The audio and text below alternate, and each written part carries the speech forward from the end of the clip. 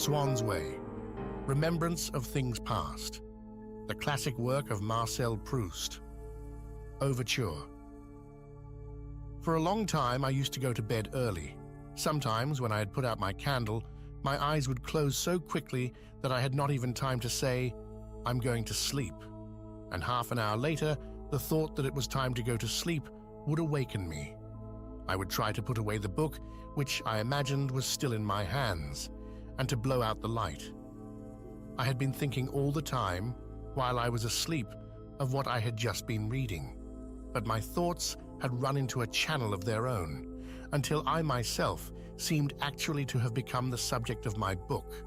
A church, a quartet, the rivalry between François Baron and Charles V. This impression would persist for some moments after I was awake. It did not disturb my mind, but it lay like scales upon my eyes and prevented them from registering the fact that the candle was no longer burning. Then it would begin to seem unintelligible, as the thoughts of a former existence must be to a reincarnate spirit. The subject of my book would separate itself from me, leaving me free to choose whether I would form part of it or no. And at the same time, my sight would return, and I would be astonished to find myself in a state of darkness, pleasant and restful enough for the eyes, and even more, perhaps, for my mind, to which it appeared incomprehensible without a cause, a matter dark indeed. I would ask myself what o'clock it could be. I could hear the whistling of trains which, now nearer and now farther off, punctuating the distance like the note of a bird in a forest, shewed me in perspective the deserted countryside through which a traveller would be hurrying towards the nearest station. The path that he followed being fixed forever in his memory by the general excitement due to being in a strange place, to doing unusual things, to the last words of conversation, to farewells exchanged beneath an unfamiliar lamp, which echoed still in his ears amid the silence of the night, and to the delightful prospect of being once again at home. I would lay my cheeks gently against the comfortable cheeks of my pillow, as plump and blooming as the cheeks of babyhood, or I would strike a match to look at my watch. Nearly midnight. The hour when an invalid who has been obliged to start on a journey and to sleep in a strange hotel awakens in a moment of illness and sees with glad relief a streak of daylight shewing under his bedroom door. Oh, joy of joys, it is morning.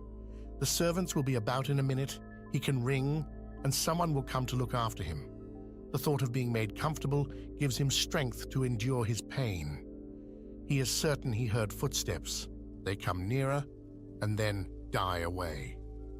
The ray of light beneath his door is extinguished. It is midnight. Someone has turned out the gas. The last servant has gone to bed, and he must lie all night in agony with no one to bring him any help. I would fall asleep, and often I would be awake again for short snatches only, just long enough to hear the regular creaking of the wainscot, or to open my eyes to settle the shifting kaleidoscope of the darkness, to savor, in an instantaneous flash of perception, the sleep which lay heavy upon the furniture, the room, the whole surroundings of which I formed but an insignificant part, and whose unconsciousness I should very soon return to share. Or perhaps while I was asleep, I had returned without the least effort to an earlier stage in my life, now forever outgrown, and had come under the thrall of one of my childish terrors, such as that old terror of my great-uncle's pulling my curls, which was effectually dispelled on the day, the dawn of a new era to me, on which they were finally cropped from my head. I had forgotten that event during my sleep. I remembered it again immediately I had succeeded in making myself wake up to escape my great-uncle's fingers. Still, as a measure of precaution, I would bury the whole of my head in the pillow before returning to the world of dreams. Sometimes, too, just as Eve was created from a rib of Adam, so a woman would come into existence while I was sleeping, conceived from some strain in the position of my limbs. Formed by the appetite that I was on the point of gratifying, she it was, I imagined, who offered me that gratification. My body, conscious that its own warmth was permeating hers, would strive to become one with her, and I would awake. The rest of humanity seemed very remote in comparison with this woman whose company I had left but a moment ago. My cheek was still warm with her kiss, my body bent beneath the weight of hers. If, as would sometimes happen, she had the appearance of some woman whom I had known in waking hours, I would abandon myself altogether to the sole quest of her, like people who set out on a journey to see with their own eyes some city that they have always longed to visit, and imagine that they can taste in reality what has charmed their fancy. And then, gradually, the memory of her would dissolve and vanish until I had forgotten the maiden of my dream. When a man is asleep, he has in a circle round him the chain of the hours, the sequence of the years, the order of the heavenly host. Instinctively, when he awakes, he looks to these and in an instant reads off his own position on the earth's surface and the amount of time that has elapsed during his slumbers. But this ordered procession is apt to grow confused and to break its ranks. Suppose that, towards morning, after a night of insomnia, sleep descends upon him while he is reading. In quite a different position from that in which he normally goes to sleep, he has only to lift his arm to arrest the sun and turn it back in its course, and, at the moment of waking, he will have no idea of the time, but will conclude that he has just gone to bed. Or suppose that he gets drowsy in some even more abnormal position, sitting in an armchair, say after dinner. Then the world will fall topsy-turvy from its orbit, the magic chair will carry him at full speed through time and space, and when he opens his eyes again, he will imagine that he went to sleep months earlier and in some far distant country. But for me it was enough if in my own bed my sleep was so heavy as completely to relax my consciousness, for then I lost all sense of the place in which I had gone to sleep, and when I awoke at midnight, not knowing where I was, I could not be sure at first who I was. I had only the most rudimentary sense of existence, such as may lurk and flicker in the depths of an animal's consciousness. I was more destitute of human qualities than the cave dweller, but then the memory, not yet of the place in which I was, but of various other places where I had lived and might now very possibly be, would come like a rope let down from heaven to draw me up out of the abyss of not being, from which I could never have escaped by myself. In a flash, I would traverse and surmount centuries of civilization, and out of a half-visualized succession of oil lamps, followed by shirts with turned-down collars, would put together by degrees the component parts of my ego. Perhaps the immobility of the things that surround us is forced upon them by our conviction that they are themselves and not anything else, and by the immobility of our conceptions of them.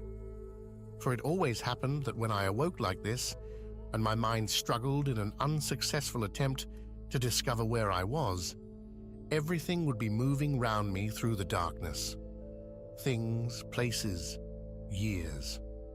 My body, still too heavy with sleep to move, would make an effort to construe the form which its tiredness took as an orientation of its various members, so as to induce from that where the wall lay and the furniture stood, to piece together and to give a name to the house in which it must be living. Its memory, the composite memory of its ribs, knees, and shoulder blades, offered it a whole series of rooms in which it had at one time or another slept, while the unseen walls kept changing, adapting themselves to the shape of each successive room that it remembered, whirling madly through the darkness. And even before my brain, lingering in consideration of when things had happened and of what they had looked like, had collected sufficient impressions to enable it to identify the room, it, my body, would recall from each room in succession what the bed was like, where the doors were, how daylight came in at the windows, whether there was a passage outside, what I had had in my mind when I went to sleep, and had found there when I awoke. The stiffened side underneath my body would, for instance, in trying to fix its position, imagine itself to be lying, face to the wall, in a big bed with a canopy. And at once I would say to myself, why, I must have gone to sleep after all, and Mamma never came to say good night. For I was in the country with my grandfather, who died years ago, and my body, the side upon which I was lying, loyally preserving from the past an impression which my mind should never have forgotten, brought back before my eyes the glimmering flame of the nightlight in its bowl of bohemian glass, shaped like an urn and hung by chains from the ceiling, and the chimney-piece of Sienna marble in my bedroom at Cambrai, in my great-aunt's house, in those far-distant days which at the moment of waking seemed present without being clearly penned, but would become plainer in a little while when I was properly awake. Then would come up the memory of a fresh position. The wall slid away in another direction. I was in my room in Madame de Saint-Loux's house in the country. Good heavens, it must be 10 o'clock, they will have finished dinner. I must have overslept myself in the little nap which I always take when I come in from my walk with Madame de Saint-Loux before dressing for the evening. For many years have now elapsed since the Cambrai days, when coming in from the longest and latest walks, I would still be in time to see the reflection of the sunset glowing in the panes of my bedroom window. It is a very different kind of existence at Tansonville now with Madame de Saint-Loux, and a different kind of pleasure that I now derive from taking walks only in the evenings, from visiting by moonlight the roads on which I used to play as a child in the sunshine, while the bedroom, in which I shall presently fall asleep instead of dressing for dinner, from afar off I can see it as we return from our walk, with its lamp shining through the window, a solitary beacon in the night. These shifting and confused gusts of memory never lasted for more than a few seconds. It often happened that, in my spell of uncertainty as to where I was, I did not distinguish the successive theories of which that uncertainty was composed any more than, when we watch a horse running, we isolate the successive positions of its body as they appear upon a bioscope. But I had seen first one and then another of the rooms in which I had slept during my life, and in the end I would revisit them all in the long course of my waking dream. Rooms in winter where, on going to bed, I would at once bury my head in a nest built up out of the most diverse materials, the corner of my pillow, the top of my blankets, a piece of a shawl, the edge of my bed, and a copy of an evening paper, all of which things I would contrive, with the infinite patience of birds building their nests, to cement into one whole, rooms where, in a keen frost, I would feel the satisfaction of being shut in from the outer world, like the sea swallow which builds at the end of a dark tunnel and is kept warm by the surrounding earth, and where, the fire keeping in all night, I would sleep wrapped up, as it were, in a great cloak of snug and savory air, shot with the glow of the logs, which would break out again in flame.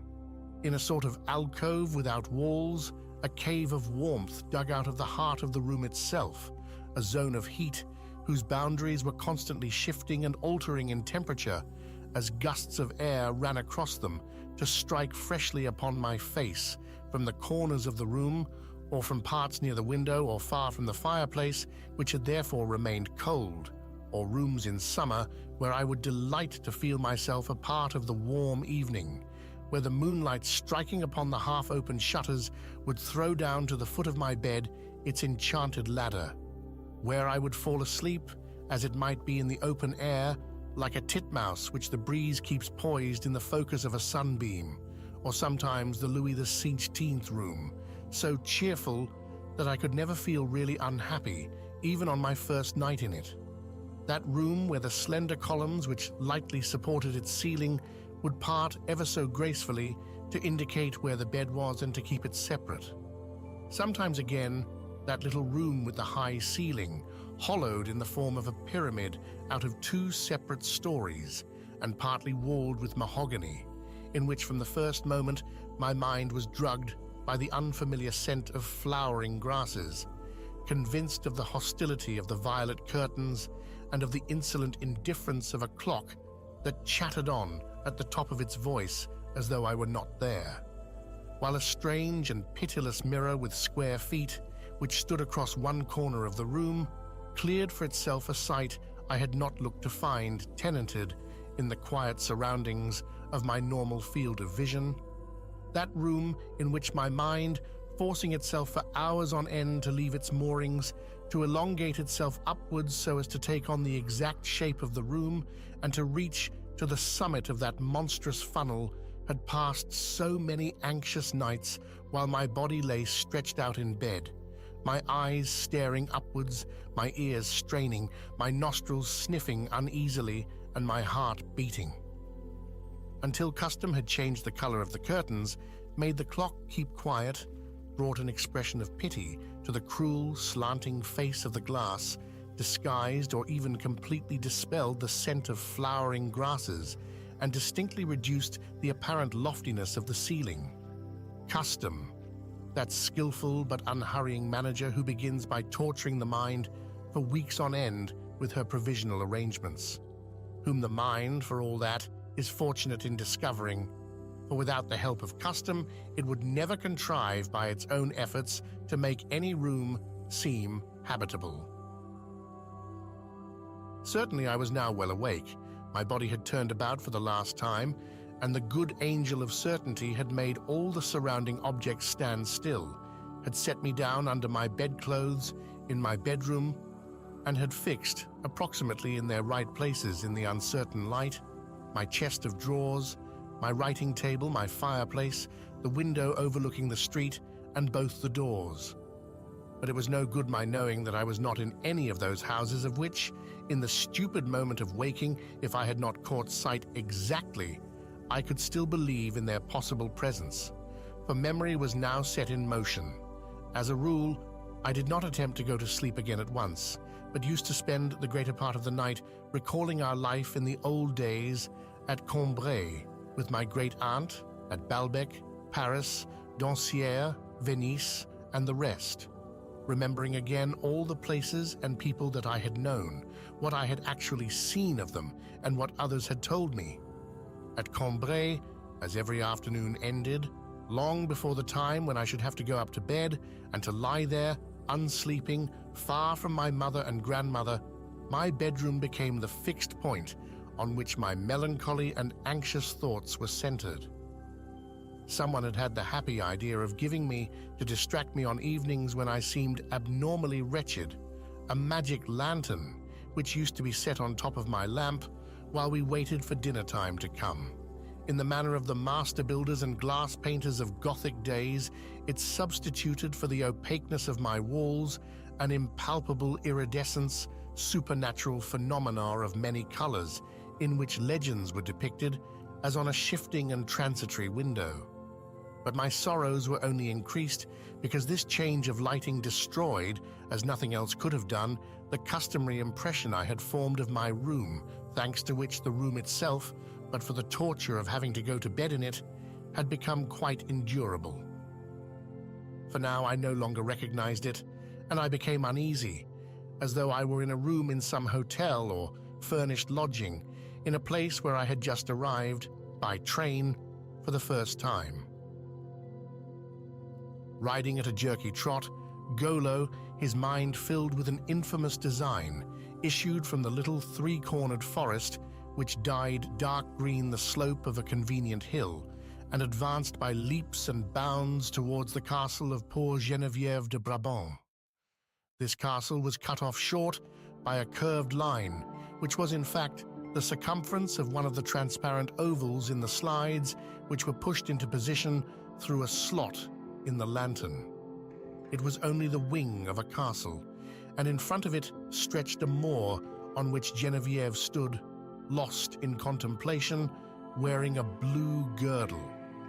The castle and the moor were yellow, but I could tell their color without waiting to see them, for before the slides made their appearance, the old gold sonorous name of Brabant had given me an unmistakable clue. Golo stopped for a moment and listened sadly to the little speech read aloud by my great-aunt, which he seemed perfectly to understand, for he modified his attitude with a docility not devoid of a degree of majesty so as to conform to the indications given in the text. Then he rode away at the same jerky trot. And nothing could arrest his slow progress. If the lantern were moved, I could still distinguish Golo's horse advancing across the window curtains, swelling out with their curves and diving into their folds.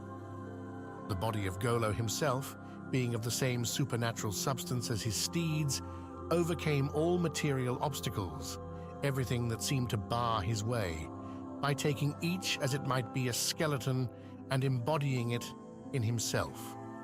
The door handle, for instance, over which, adapting itself at once, would float invincibly his red cloak or his pale face, never losing its nobility or its melancholy, never showing any sign of trouble at such a transubstantiation.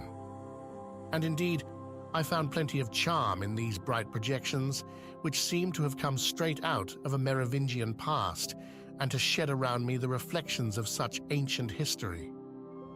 But I cannot express the discomfort I felt at such an intrusion of mystery and beauty into a room which I had succeeded in filling with my own personality until I thought no more of the room than of myself. The anesthetic effect of custom being destroyed, I would begin to think and to feel very melancholy things. The door handle of my room, which was different to me from all the other door handles in the world, inasmuch as it seemed to open of its own accord, and without my having to turn it, so unconscious had its manipulation become. Lo and behold, it was now an astral body for Golo, and as soon as the dinner bell rang, I would run down to the dining room, where the big hanging lamp, ignorant of Golo and Bluebeard, but well acquainted with my family and the dish of stewed beef, shed the same light as on every other evening, and I would fall into the arms of my mother, whom the misfortunes of Geneviève de Brabant had made all the dearer to me, just as the crimes of Golo had driven me to a more than ordinarily scrupulous examination of my own conscience. But after dinner, alas, I was soon obliged to leave Mamma, who stayed talking with the others in the garden if it was fine, or in the little parlor where everyone took shelter when it was wet. Everyone except my grandmother, who held that it is a pity to shut oneself indoors in the country, and used to carry on endless discussions with my father on the very wettest days, because he would send me up to my room with a book instead of letting me stay out of doors. "That is not the way to make him strong and active," she would say sadly, "especially this little man who needs all the strength and character that he can get." My father would shrug his shoulders and study the barometer, for he took an interest in meteorology, while my mother, keeping very quiet so as not to disturb him, looked at him with tender respect, but not too hard, not wishing to penetrate the mysteries of his superior mind. But my grandmother, in all weathers, even when the rain was coming down in torrents and Françoise had rushed indoors with the precious wicker armchairs so that they should not get soaked, you would see my grandmother pacing the deserted garden, lashed by the storm, pushing back her gray hair in disorder so that her brows might be more free to imbibe the life-giving draughts of wind and rain. She would say, "At last one can breathe," and would run up and down the soaking paths, too straight and symmetrical for her liking, owing to the want of any feeling for nature in the new gardener, whom my father had been asking all morning if the weather were going to improve, with her keen, jerky little step, regulated by the various effects wrought upon her soul, by the intoxication of the storm, the force of hygiene, the stupidity of my education and of symmetry in gardens, rather than by any anxiety, for that was quite unknown to her, to save her plum-colored skirt from the spots of mud under which it would gradually disappear to a depth which always provided her maid with a fresh problem and filled her with fresh despair. When these walks of my grandmother's took place after dinner, there was one thing which never failed to bring her back to the house.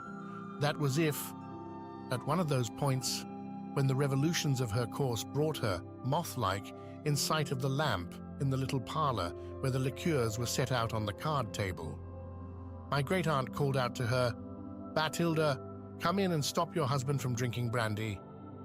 For, simply to tease her, she had brought so foreign a type of mind into my father's family that everyone made a joke of it.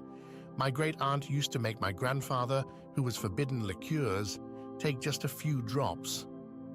My poor grandmother would come in and beg and implore her husband not to taste the brandy, and he would become annoyed and swallow his few drops all the same, and she would go out again sad and discouraged, but still smiling, for she was so humble and so sweet that her gentleness towards others and her continual subordination of herself and of her own troubles appeared on her face blended in a smile which, unlike those seen on the majority of human faces, had no trace in it of irony, save for herself, while for all of us, kisses seemed to spring from her eyes, which could not look upon those she loved without yearning to bestow upon them passionate caresses. The torments inflicted on her by my great-aunt, the sight of my grandmother's vain entreaties, of her in her weakness conquered before she began, but still making the futile endeavor to wean my grandfather from his liqueur glass, all these were things of the sort to which, in later years, one can grow so well accustomed as to smile at them, to take the tormentor's side with a happy determination which deludes one into the belief that it is not really tormenting. But in those days, they filled me with such horror that I longed to strike my great-aunt. And yet, as soon as I heard her, "Bathilda, come in and stop your husband from drinking brandy," in my cowardice, I became at once a man and did what all we grown men do when face to face with suffering and injustice. I preferred not to see them.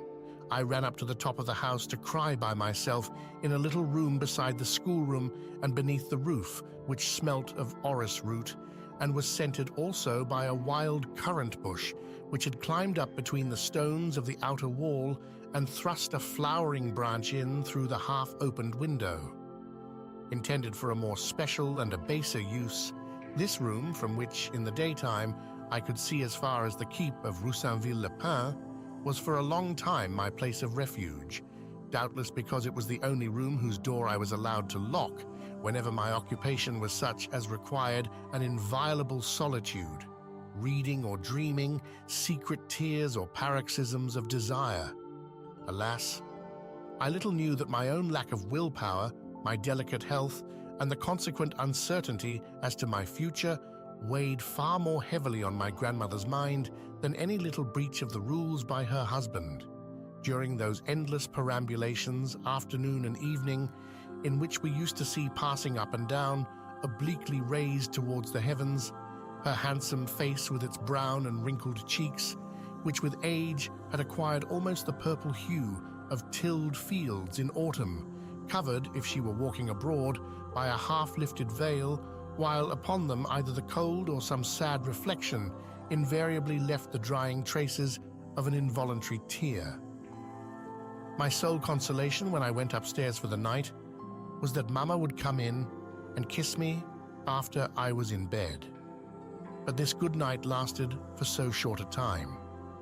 She went down again so soon that the moment in which I heard her climb the stairs and then caught the sound of her garden dress of blue muslin, from which hung little tassels of plaited straw rustling along the double-doored corridor, was for me a moment of the keenest sorrow. So much did I love that good night that I reached the stage of hoping that it would come as late as possible, so as to prolong the time of respite during which Mamma would not yet have appeared. Sometimes when, after kissing me, she opened the door to go, I longed to call her back, to say to her, "Kiss me just once again." But I knew that then she would at once look displeased, for the concession which she made to my wretchedness and agitation in coming up to me with this kiss of peace always annoyed my father, who thought such ceremonies absurd, and she would have liked to try to induce me to outgrow the custom of having her there at all, which was a very different thing from letting the custom grow up of my asking her for an additional kiss when she was already crossing the threshold. And to see her look displeased destroyed all the sense of tranquility she had brought me a moment before, when she bent her loving face down over my bed and held it out to me like a host for an act of communion in which my lips might drink deeply the sense of her real presence, and with it, the power to sleep. But those evenings on which Mamma stayed so short a time in my room were sweet indeed compared to those on which we had guests to dinner, and therefore she did not come at all. Our guests were practically limited to Monsieur Swann, who, apart from a few passing strangers, was almost the only person who ever came to the house at Cambrai, sometimes to a neighborly dinner, but less frequently since his unfortunate marriage, as my family did not care to receive his wife, and sometimes after dinner, uninvited. On those evenings when, as we sat in front of the house beneath the big chestnut tree and round the iron table, we heard from the far end of the garden not the large and noisy rattle which heralded and deafened as he approached with its ferruginous, interminable frozen sound any member of the household who had put it out of action by coming in without ringing, but the double peal, timid, oval, gilded, of the visitor's bell. Everyone would at once exclaim, "A visitor! Who in the world can it be?" But they knew quite well that it could only be Monsieur Swann. My great-aunt, speaking in a loud voice to set an example, in a tone which she endeavored to make sound natural, would tell the others not to whisper so, that nothing could be more unpleasant for a stranger coming in who would be led to think that people were saying things about him which he was not meant to hear. And then my grandmother would be sent out as a scout, always happy to find an excuse for an additional turn in the garden, which she would utilize to remove surreptitiously, as she passed, the stakes of a rose tree or two so as to make the roses look a little more natural, as a mother might run her hand through her boy's hair after the barber had smoothed it down to make it stick out properly round his head. And there we would all stay, hanging on the words which would fall from my grandmother's lips when she brought us back her report of the enemy, as though there had been some uncertainty among a vast number of possible invaders, and then, soon after, my grandfather would say, "I can hear Swann's voice." And indeed one could tell him only by his voice, for it was difficult to make out his face with its arched nose and green eyes, under a high forehead fringed with fair, almost red hair, dressed in the Bresson style, because in the garden we used as little light as possible, so as not to attract mosquitoes. And I would slip away as though not going for anything in particular to tell them to bring out the syrups. For my grandmother made a great point, thinking it nicer of their not being allowed to seem anything out of the ordinary, which we kept for visitors only. Although a far younger man, Monsieur Swann was very much attached to my grandfather, who had been an intimate friend in his time of Swann's father, an excellent but an eccentric man in whom the least little thing would, it seemed, often check the flow of his spirits and divert the current of his thoughts. Several times in the course of a year, I would hear my grandfather tell at table the story, which never varied, of the behavior of Monsieur Swann, the elder, upon the death of his wife, by whose bedside he had watched day and night. My grandfather, who had not seen him for a long time, hastened to join him at the Swann's family property on the outskirts of Cambrai, and managed to entice him for a moment, weeping profusely, out of the death chamber so that he should not be present when the body was laid in its coffin. They took a turn or two in the park, where there was a little sunshine. Suddenly, Monsieur Swann seized my grandfather by the arm and cried, "Oh, my dear old friend, how fortunate we are to be walking here together on such a charming day. Don't you see how pretty they are, all these trees, my hawthorns and my new pond, on which you have never congratulated me. You look as glum as a nightcap. Don't you feel this little breeze? Ah, whatever you may say, it's good to be alive all the same, my dear Amédée." And then, abruptly, the memory of his dead wife returned to him, and probably thinking it too complicated to inquire into how, at such a time, he could have allowed himself to be carried away by an impulse of happiness, he confined himself to a gesture which he habitually employed whenever any perplexing question came into his mind. That is, he passed his hand across his forehead, dried his eyes, and wiped his glasses. And he could never be consoled for the loss of his wife, but used to say to my grandfather, during the 2 years for which he survived her, "It's a funny thing now. I very often think of my poor wife, but I cannot think of her very much at any one time. Often, but a little at a time, like poor old Swann, became one of my grandfather's favorite phrases, which he would apply to all kinds of things. And I should have assumed that this father of Swann's had been a monster, if my grandfather, whom I regarded as a better judge than myself, and whose word was my law and often led me in the long run to pardon offenses which I should have been inclined to condemn, had not gone on to exclaim, "But after all, he had a heart of gold." For many years, albeit, and especially before his marriage, Monsieur Swann the Younger came often to see them at Cambrai. My great-aunt and grandparents never suspected that he had entirely ceased to live in the kind of society which his family had frequented, or that, under the sort of incognito which the name of Swann gave him among us, they were harboring, with the complete innocence of a family of honest innkeepers who have in their midst some distinguished highwayman and never know it, one of the smartest members of the Jockey Club, a particular friend of the Comte de Paris and of the Prince of Wales, and one of the men most sought after in the aristocratic world of the Faubourg Saint-Germain. Our utter ignorance of the brilliant part which Swann was playing in the world of fashion was, of course, due in part to his own reserve and discretion, but also to the fact that middle-class people in those days took what was almost a Hindu view of society, which they held to consist of sharply defined castes, so that everyone at his birth found himself called to that station in life, which his parents already occupied, and nothing except the chance of a brilliant career or of a good marriage could extract you from that station or admit you to a superior caste. M. Swann, the father, had been a stockbroker, and so young Swann found himself immured for life in a caste where one's fortune, as in a list of taxpayers, varied between such and such limits of income. We knew the people with whom his father had associated, and so we knew his own associates, the people with whom he was in a position to mix. If he knew other people besides, those were youthful acquaintances on whom the old friends of the family, like my relatives, shut their eyes all the more good-naturedly that Swann himself, after he was left an orphan, still came most faithfully to see us. But we would have been ready to wager that the people outside our acquaintance, whom Swann knew, were of the sort to whom he would not have dared to raise his hat had he met them while he was walking with ourselves.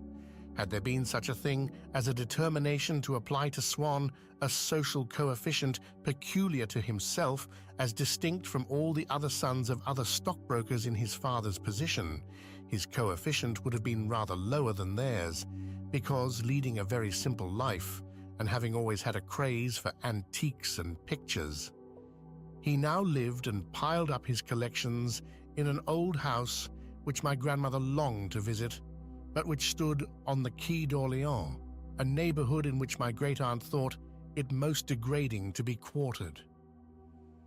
"Are you really a connoisseur now?" she would say to him. "I ask for your own sake, as you are likely to have fakes palmed off on you by the dealers." For she did not, in fact, endow him with any critical faculty, and had no great opinion of the intelligence of a man who, in conversation, would avoid serious topics and shewed a very dull preciseness, not only when he gave us kitchen recipes, going into the most minute details, but even when my grandmother's sisters were talking to him about art. When challenged by them to give an opinion or to express his admiration for some picture, he would remain almost impolitely silent and would then make amends by furnishing, if he could, some fact or other about the gallery in which the picture was hung, or the date at which it had been painted. But as a rule, he would content himself with trying to amuse us by telling us the story of his latest adventure, and he would have a fresh story for us on every occasion with someone whom we ourselves knew, such as the Cambrai chemist or our cook or our coachman. These stories certainly used to make my great-aunt laugh, but she could never tell whether that was on account of the absurd parts which Swann invariably made himself play in the adventures, or of the wit that he showed in telling us of them. It is easy to see that you are a regular character, Monsieur Swann. As she was the only member of our family who could be described as a trifle common, she would always take care to remark to strangers, when Swann was mentioned, that he could easily, if he had wished to, have lived in the Boulevard Haussmann or the Avenue de l'Opéra, and that he was the son of old Monsieur Swann, who must have left 4 or 5 million francs, but that it was a fad of his, a fad which, moreover, she thought, was bound to amuse other people so much that in Paris, when Monsieur Swann called on New Year's Day, bringing her a little packet of Marron's glacis, she never failed, if there were strangers in the room, to say to him, "Well, Monsieur Swann, and do you still live next door to the bonded vaults, so as to be sure of not missing your train when you go to Lyons?" And she would peep out of the corner of her eye, over her glasses, at the other visitors. But if anyone had suggested to my aunt that this Swann, who, in his capacity as the son of old Monsieur Swann, was fully qualified to be received by any of the upper middle class, the most respected barristers and solicitors of Paris, though he was perhaps a trifle inclined to let this hereditary privilege go into abeyance, had another almost secret existence of a wholly different kind, that when he left our house in Paris, saying that he must go home to bed, he would no sooner have turned the corner than he would stop, retrace his steps, and be off to some drawing-room on whose like no stockbroker or associate of stockbrokers had ever set eyes. That would have seemed to my aunt as extraordinary as, to a woman of wider reading, the thought of being herself on terms of intimacy with Aristeas, of knowing that he would, when he had finished his conversation with her, plunge deep into the realms of Thetis, into an empire veiled from mortal eyes, in which Virgil depicts him as being received with open arms, or to be content with an image more likely to have occurred to her, for she had seen it painted on the plates we used for biscuits at Cambrai, as the thought of having had to dinner Ali Baba, who, as soon as he found himself alone and unobserved, would make his way into the cave, resplendent with its unsuspected treasures. One day, when he had come to see us after dinner in Paris, and had begged pardon for being in evening clothes, Françoise, when he had gone, told us that she had got it from his coachman that he had been dining with a princess. "A pretty sort of princess," drawled my aunt. "I know them," and she shrugged her shoulders without raising her eyes from her knitting, serenely ironical. Altogether, my aunt used to treat him with scant ceremony. Since she was of the opinion that he ought to feel flattered by our invitations, she thought it only right and proper that he should never come to see us in summer without a basket of peaches or raspberries from his garden, and that from each of his visits to Italy he should bring back some photographs of old masters for me. It seemed quite natural, therefore, to send to him whenever we wanted a recipe for some special sauce or for a pineapple salad for one of our big dinner parties, to which he himself would not be invited, not seeming of sufficient importance to be served up to new friends who might be in our house for the first time. If the conversation turned upon the princes of the House of France, "Gentlemen, you and I will never know, will we? And don't want to, do we?" my great-aunt would say tartly to Swann, who had perhaps a letter from Twickenham in his pocket. She would make him play accompaniments and turn over music on evenings when my grandmother's sister sang. Manipulating this creature, so rare and refined at other times and in other places, with the rough simplicity of a child who will play with some curio from the cabinet no more carefully than if it were a penny toy. Certainly the swan, who was a familiar figure in all the clubs of those days, differed hugely from the swan created in my great-aunt's mind when, of an evening, in our little garden at Combray, after the two shy peals had sounded from the gate, she would vitalize by injecting into it everything she had ever heard about the swan family, the vague and unrecognizable shape which began to appear, with my grandmother in its wake, against a background of shadows, and could at last be identified by the sound of its voice. But then, even in the most insignificant details of our daily life, none of us can be said to constitute a material whole, which is identical for everyone and need only be turned up like a page in an account book or the record of a will. Our social personality is created by the thoughts of other people. Even the simple act which we describe as seeing someone we know is, to some extent, an intellectual process. We pack the physical outline of the creature we see with all the ideas we have already formed about him, and in the complete picture of him which we compose in our minds, those ideas have certainly the principal place. In the end, they come to fill out so completely the curve of his cheeks, to follow so exactly the line of his nose, they blend so harmoniously in the sound of his voice, that these seem to be no more than a transparent envelope, so that each time we see the face or hear the voice, it is our own ideas of him which we recognize and to which we listen. And so, no doubt, from the swan they had built up, for their own purposes my family had left out in their ignorance, a whole crowd of the details of his daily life in the world of fashion, details by means of which other people, when they met him, saw all the graces enthroned in his face, and stopping at the line of his arched nose as at a natural frontier. But they contrived also to put into a face from which its distinction had been evicted, a face vacant and roomy as an untenanted house, to plant in the depths of its unvalued eyes a lingering sense, uncertain but not unpleasing, half memory and half oblivion, of idle hours spent together after our weekly dinners, round the card table or in the garden, during our companionable country life.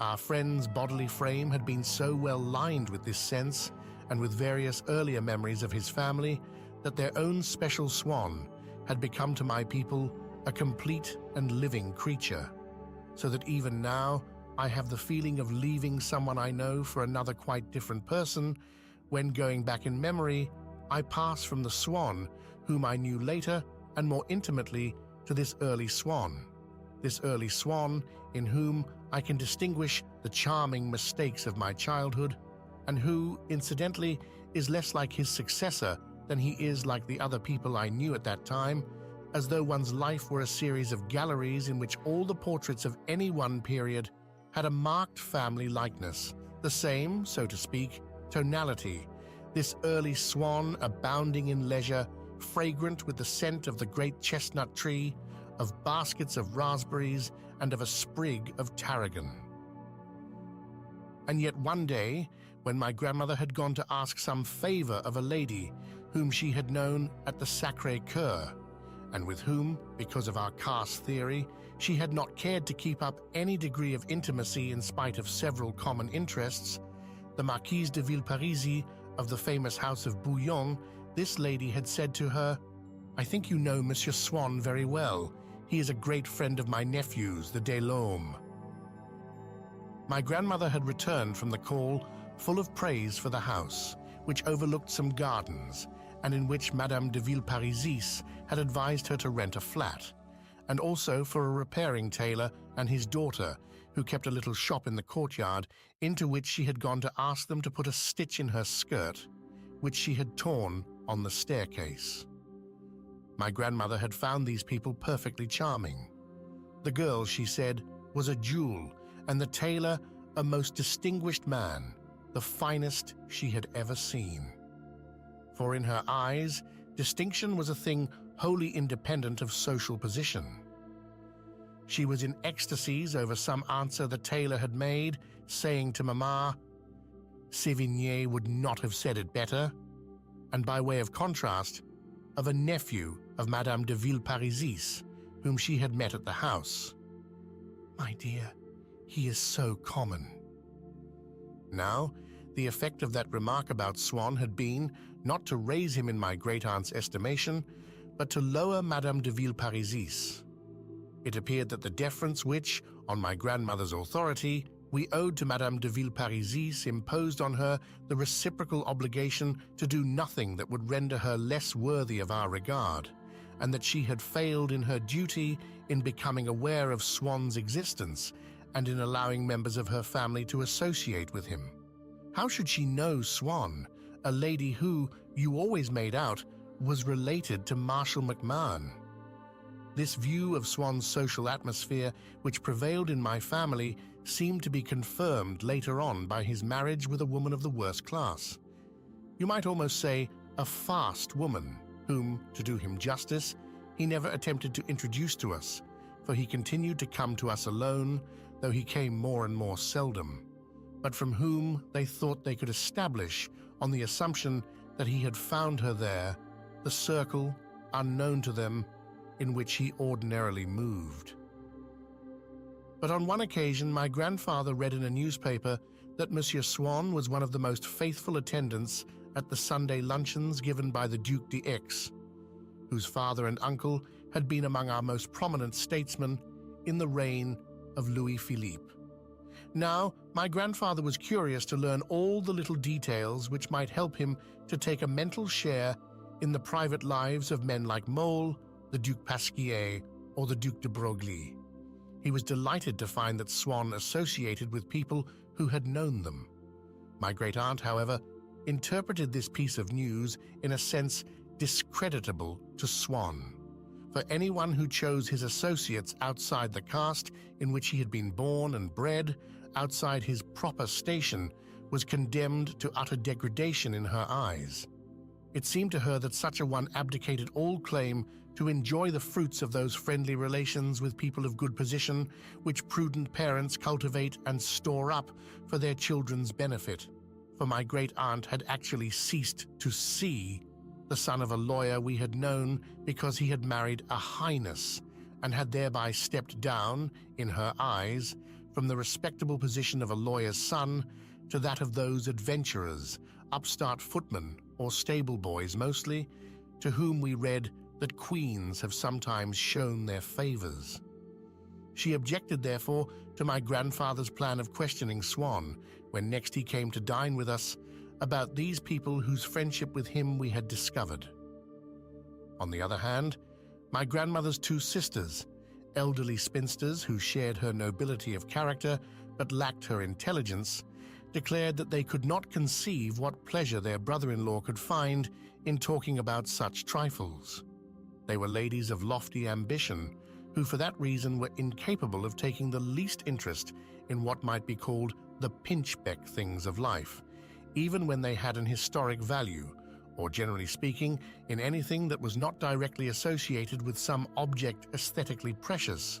So complete was their negation of interest in anything which seemed directly or indirectly a part of our everyday life, that their sense of hearing, which had gradually come to understand its own futility when the tone of the conversation at the dinner table became frivolous or merely mundane, without the two old ladies being able to guide it back to the topic dear to themselves, would leave its receptive channels unemployed so effectively that they were actually becoming atrophied. So that if my grandfather wished to attract the attention of the two sisters, he would have to make use of some such alarm signals as mad doctors adopt in dealing with their distracted patients, as by beating several times on a glass with the blade of a knife, fixing them at the same time with a sharp word and a compelling glance, violent methods which the said doctors are apt to bring with them into their everyday life among the sane, either from force of professional habit or because they think the whole world a trifle mad.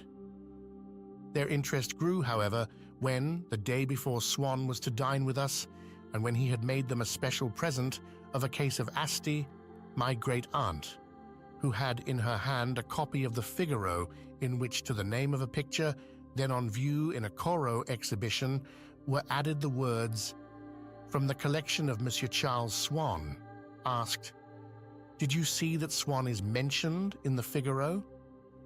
"But I have always told you," said my grandmother, "that he had plenty of taste." "You would, of course," retorted my great-aunt, "say anything just to seem different from us." For, knowing that my grandmother never agreed with her and not being quite confident that it was her own opinion which the rest of us invariably endorsed, she wished to extort from us a wholesale condemnation of my grandmother's views, against which she hoped to force us into solidarity with her own. But we sat silent. My grandmother's sisters having expressed a desire to mention to Swann this reference to him in the Figaro, my great-aunt dissuaded them. Whenever she saw in others an advantage, however trivial, which she herself lacked, she would persuade herself that it was no advantage at all, but a drawback, and would pity so as not to have to envy them. I don't think that would please him at all. I know very well. I should hate to see my name printed like that, as large as life, in the paper, and I shouldn't feel at all flattered if anyone spoke to me about it. She did not, however, put any very great pressure upon my grandmother's sisters, for they, in their horror of vulgarity, had brought to such a fine art the concealment of a personal allusion in a wealth of ingenious circumlocution that it would often pass unnoticed even by the person to whom it was addressed. As for my mother, her only thought was of managing to induce my father to consent to speak to Swann, not of his wife, but of his daughter, whom he worshipped, and for whose sake it was understood that he had ultimately made his unfortunate marriage. You need only say a word. Just ask him how she is. It must be so very hard for him. My father, however, was annoyed. No, you have the most absurd ideas. It would be utterly ridiculous. But the only one of us, in whom the prospect of Swann's arrival gave rise to an unhappy foreboding, was myself. And that was because on the evenings when there were visitors, or just Miss Swann in the house, Mamma did not come up to my room. I did not at that time have dinner with the family. I came out to the garden after dinner, and at 9 I said good night and went to bed. But on these evenings I used to dine earlier than the others, and to come in afterwards and sit at table until 8 o'clock, when it was understood that I must go upstairs. That frail and precious kiss which Mamma used always to leave upon my lips when I was in bed and just going to sleep, I had to take with me from the dining room to my own, and to keep inviolate all the time that it took me to undress, without letting its sweet charm be broken, without letting its volatile essence diffuse itself and evaporate. And just on those very evenings when I must needs take most pains to receive it with due formality, I had to snatch it, to seize it instantly and in public, without even having the time or being properly free to apply to what I was doing the punctiliousness which madmen use who compel themselves to exclude all other thoughts from their minds while they are shutting a door, so that when the sickness of uncertainty sweeps over them again, they can triumphantly face and overcome it with the recollection of the precise moment in which the door was shut. We were all in the garden when the double peal of the gate bells sounded shyly. Everyone knew that it must be Swann, and yet they looked at one another inquiringly and sent my grandmother scouting. "See that you thank him intelligibly for the wine," my grandfather warned his two sisters-in-law. "You know how good it is, and it is a huge case." "Now don't start whispering," said my great-aunt. "How would you like to come into a house and find everyone muttering to themselves?" "Ah, there's Monsieur Swann," cried my father. "Let's ask him if he thinks it will be fine tomorrow." My mother fancied that a word from her would wipe out all the unpleasantness which my family had contrived to make Swann feel since his marriage. She found an opportunity to draw him aside for a moment, but I followed her. I could not bring myself to let her go out of reach of me, while I felt that in a few minutes I should have to leave her in the dining room and go up to my bed without the consoling thought, as on ordinary evenings, that she would come up later to kiss me. "Now, Monsieur Swann," she said, "do tell me about your daughter. I am sure she shews a taste already for nice things like her papa." "Come along and sit down here with us all on the veranda," said my grandfather, coming up to him. My mother had to abandon the quest, but managed to extract from the restriction itself a further refinement of thought, as great poets do when the tyranny of rhyme forces them into the discovery of their finest lines. "We can talk about her again when we are by ourselves," she said, or rather whispered to Swann. "It is only a mother who can understand. I am sure that hers would agree with me." And so we all sat down round the iron table. I should have liked not to think of the hours of anguish which I should have to spend that evening alone in my room without the possibility of going to sleep. I tried to convince myself that they were of no importance, really, since I should have forgotten them next morning, and to fix my mind on thoughts of the future which would carry me, as on a bridge, across the terrifying abyss that yawned at my feet. But my mind, strained by this foreboding, distended like the look which I shot at my mother, would not allow any other impression to enter. Thoughts did, indeed, enter it, but only on the condition that they left behind them every element of beauty or even of quaintness by which I might have been distracted or beguiled. As a surgical patient, by means of a local anesthetic, can look on with a clear consciousness while an operation is being performed upon him and yet feel nothing, I could repeat to myself some favorite lines, or watch my grandfather attempting to talk to Swann about the Duc d'Audrive-Pasquier without being able to kindle any emotion from one or amusement from the other. Hardly had my grandfather begun to question Swann about that orator when one of my grandmother's sisters, in whose ears the question echoed like a solemn but untimely silence, which her natural politeness bade her interrupt, addressed the other with, "Just fancy, Flora, I met a young Swedish governess today who told me some most interesting things about the cooperative movement in Scandinavia. We really must have her to dine here one evening." "To be sure," said her sister Flora, "but I haven't wasted my time either. I met such a clever old gentleman at Monsieur Vinteuil's who knows Mauban quite well, and Mauban has told him every little thing about how he gets up his parts. It is the most interesting thing I ever heard. He is a neighbor of Monsieur Vinteuil's, and I never knew. And he is so nice besides." "Monsieur Vinteuil is not the only one who has nice neighbors," cried my Aunt Céline in a voice which seemed loud because she was so timid and seemed forced because she had been planning the little speech for so long, darting, as she spoke, what she called a significant glance at Swann. And my Aunt Flora, who realized that this veiled utterance was Céline's way of thanking Swann intelligibly for the Asti, looked at him with a blend of congratulation and irony, either just because she wished to underline her sister's little epigram, or because she envied Swann his having inspired it, or merely because she imagined that he was embarrassed and could not help having a little fun at his expense. "I think it would be worthwhile," Flora went on, "to have this old gentleman to dinner. When you get him upon Mauban or Madame Materna, he will talk for hours on end."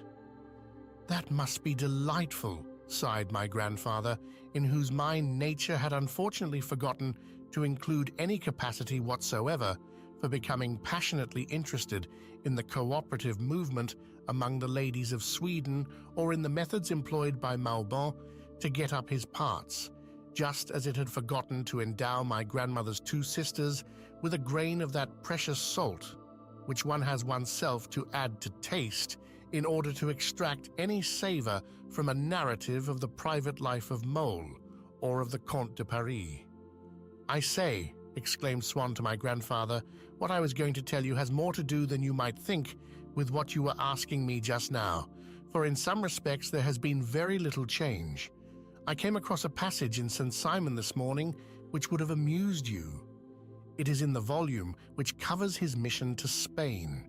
Not one of the best, little more in fact than a journal, but at least it is a journal wonderfully well written, which fairly distinguishes it from the devastating journalism that we feel bound to read in these days, morning, noon, and night. I do not agree with you. There are some days when I find reading the papers very pleasant indeed. My Aunt Flora broke in to show Swann that she had read the note about his Corot in the Figaro. Yes, Aunt Celine went one better, when they write about things or people in whom we are interested. I don't deny it, answered Swann in some bewilderment. The fault I find with our journalism is that it forces us to take an interest in some fresh triviality or other every day, whereas only 3 or 4 books in a lifetime give us anything that is of real importance.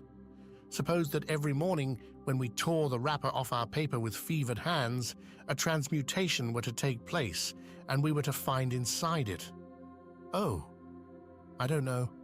Shall we say Pascal's Pensée? He articulated the title with an ironic emphasis so as not to appear pedantic.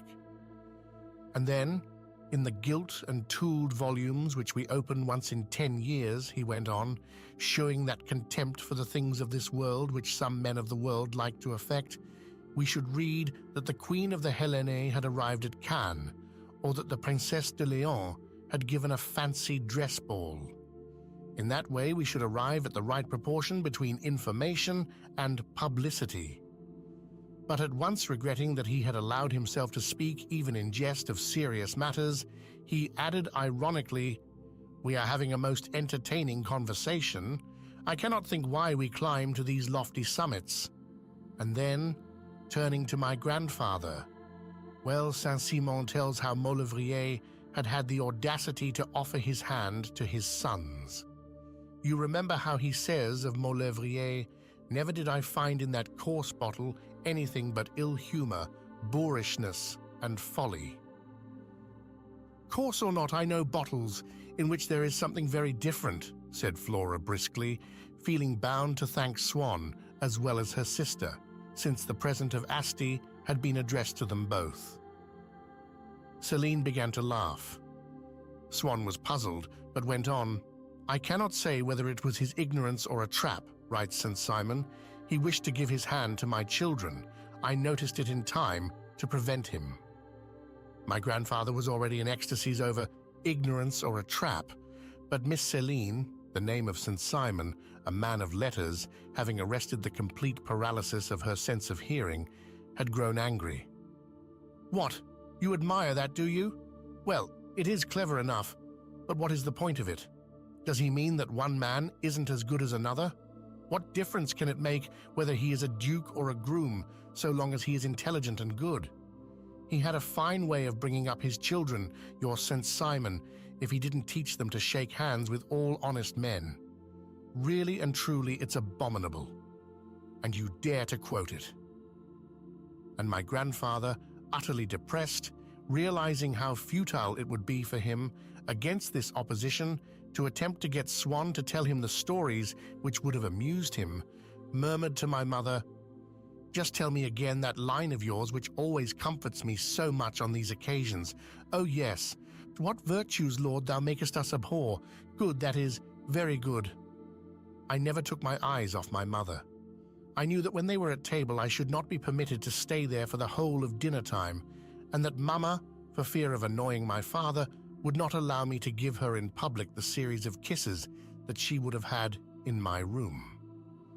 And so I promised myself that in the dining room, as they began to eat and drink, and as I felt the hour approach, I would put beforehand into this kiss, which was bound to be so brief and stealthy in execution, everything that my own efforts could put into it, would look out very carefully first the exact spot on her cheek where I would imprint it, and would so prepare my thoughts that I might be able, thanks to these mental preliminaries, to consecrate the whole of the minute Mamma would allow me to the sensation of her cheek against my lips, as a painter who can have his subject for short sittings only prepares his palette, and from what he remembers and from rough notes, does in advance everything which he possibly can do in the sitter's absence.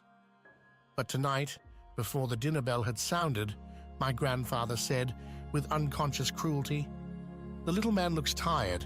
He'd better go up to bed. Besides, we are dining late tonight." And my father, who was less scrupulous than my grandmother or mother in observing the letter of a treaty, went on, "Yes, run along, to bed with you." I would have kissed Mama then and there, but at that moment the dinner bell rang. No, leave your mother alone.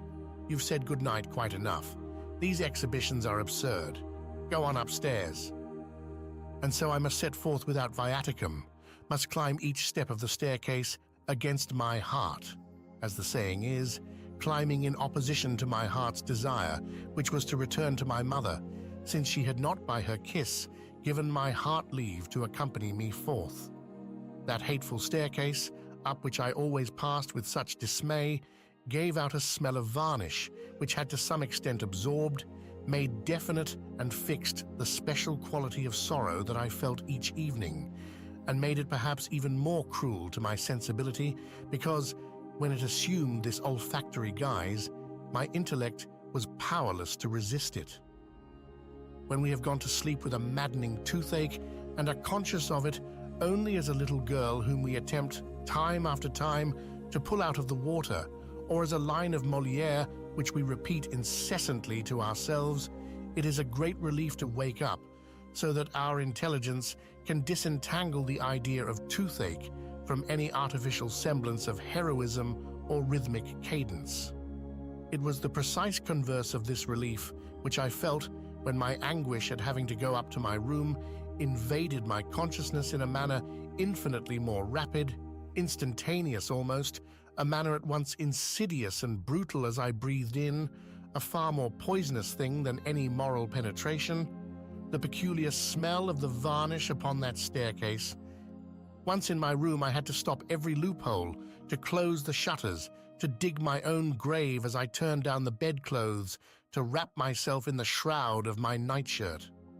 But before burying myself in the iron bed which had been placed there because, on summer nights, I was too hot among the red curtains of the four-poster, I was stirred to revolt and attempted the desperate stratagem of a condemned prisoner.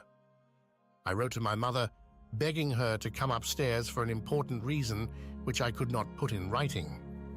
My fear was that Françoise, my aunt's cook, who used to be put in charge of me when I was at Cambrai, might refuse to take my note.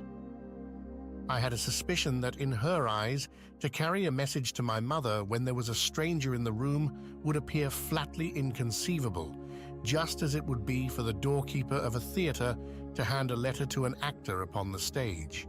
For things which might or might not be done, she possessed a code at once imperious, abundant, subtle, and uncompromising on points themselves imperceptible or irrelevant, which gave it a resemblance to those ancient laws which combine such cruel ordinances as the massacre of infants at the breast with prohibitions of exaggerated refinement against seething the kid in his mother's milk, or eating of the sinew which is upon the hollow of the thigh.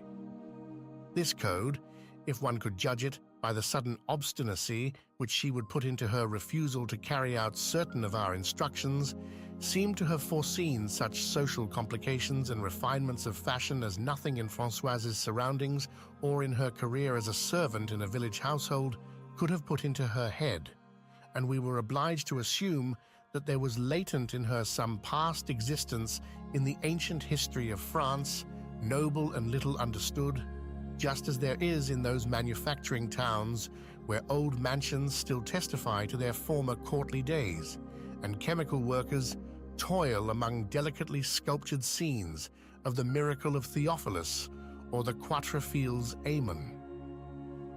In this particular instance, the article of her code, which made it highly improbable that, barring an outbreak of fire, Françoise would go down and disturb Mamma when Monsieur Swann was there, for so unimportant a person as myself was one embodying the respect she shewed not only for the family, as for the dead, for the clergy, or for royalty, but also for the stranger within our gates, a respect which I should perhaps have found touching in a book, but which never failed to irritate me on her lips, because of the solemn and gentle tones in which she would utter it, and which irritated me more than usual this evening, when the sacred character in which she invested the dinner party might have the effect of making her decline to disturb its ceremonial.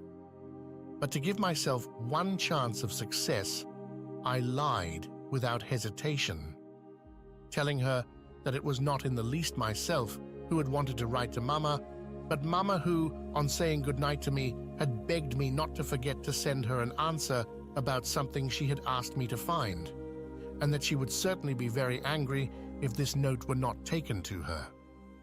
I think that Françoise disbelieved me, for like those primitive men whose senses were so much keener than our own, she could immediately detect, by signs imperceptible by the rest of us, the truth or falsehood of anything that we might wish to conceal from her. She studied the envelope for 5 minutes, as though an examination of the paper itself and the look of my handwriting could enlighten her as to the nature of the contents, or tell her to which article of her code she ought to refer the matter. Then she went out with an air of resignation which seemed to imply, "What a dreadful thing for parents to have a child like this." A moment later, she returned to say that they were still at the ice stage and that it was impossible for the butler to deliver the note at once, in front of everybody, but that when the finger bowls were put round, he would find a way of slipping it into Mamma's hand. At once my anxiety subsided. It was now no longer, as it had been a moment ago, until tomorrow that I had lost my mother, for my little line was going. To annoy her, no doubt, and doubly so because this contrivance would make me ridiculous in Swan's eyes, but was going all the same to admit me, invisibly and by stealth, into the same room as herself, was going to whisper from me into her ear.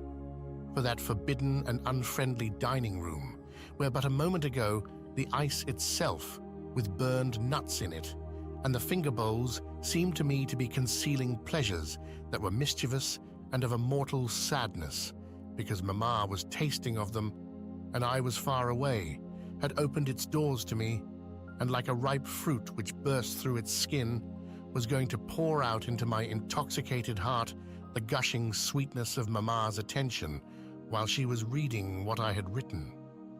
Now I was no longer separated from her. The barriers were down.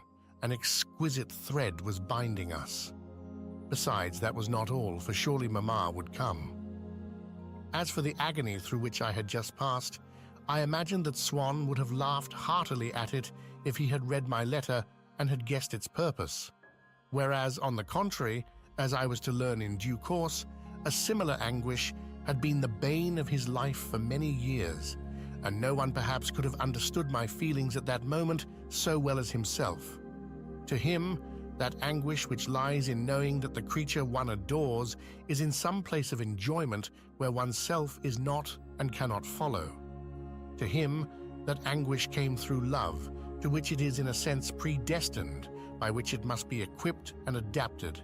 But when, as had befallen me, such an anguish possesses one's soul before love has yet entered into one's life, then it must drift, awaiting love's coming, vague and free, without precise attachment, at the disposal of one sentiment today, of another tomorrow, of filial piety or affection for a comrade. And the joy with which I first bound myself apprentice, when Françoise returned to tell me that my letter would be delivered. Swann, too, had known well that false joy which a friend can give us, or some relative of the woman we love, when on his arrival at the house or theatre where she is to be found, for some ball or party or first night at which he is to meet her, he sees us wandering outside, desperately awaiting some opportunity of communicating with her. He recognizes us, greets us familiarly, and asks what we are doing there. And when we invent a story of having some urgent message to give to his relative or friend, he assures us that nothing could be more simple, takes us in at the door, and promises to send her down to us in 5 minutes. How much we love him, as at that moment I loved Françoise, the good-natured intermediary who by a single word has made supportable, human, almost propitious the inconceivable, infernal scene of gaiety in the thick of which we had been imagining swarms of enemies, perverse and seductive, beguiling away from us, even making laugh at us, the woman whom we love. If we are to judge of them by him, this relative who has accosted us and who is himself an initiate in those cruel mysteries, then the other guests cannot be so very demoniacal. Those inaccessible and torturing hours into which she had gone to taste of unknown pleasures, behold, a breach in the wall, and we are through it. Behold, one of the moments whose series will go to make up their sum, a moment as genuine as the rest, if not actually more important to ourselves, because our mistress is more intensely a part of it. We picture it to ourselves, we possess it, we intervene upon it, almost we have created it. Namely, the moment in which he goes to tell her that we are waiting there below.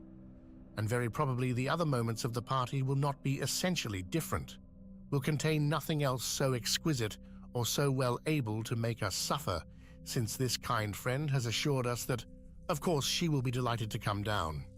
It will be far more amusing for her to talk to you than to be bored up there. Alas, Swann had learned by experience that the good intentions of a third party are powerless to control a woman who is annoyed to find herself pursued even into a ballroom by a man whom she does not love. Too often, the kind friend comes down again alone.